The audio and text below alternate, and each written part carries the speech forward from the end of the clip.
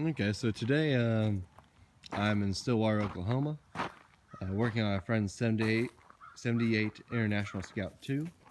It's got the 345, 5.6 liter, 4-speed, 4-wheel drive, original car, or SUV.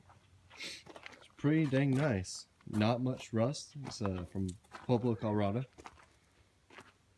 Bunch of different colors on it. That's okay.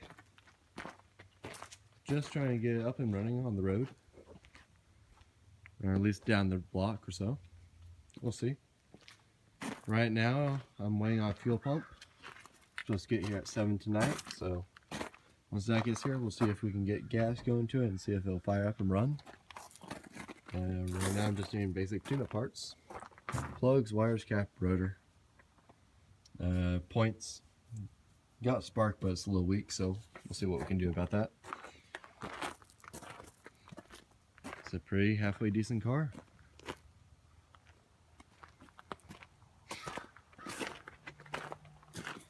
Let's see on the inside. It's pretty cool. Interesting color on the seats. Two-tone brown and tan. Hard to see, but two-tone or a wood grain dash with green underside. Original AC. There we go. There we go. That's a little better.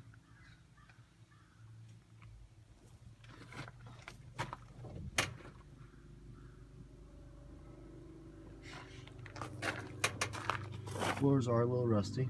It's not too bad. We've got new floor pans going in it as well. Frame's solid. Those floors need work.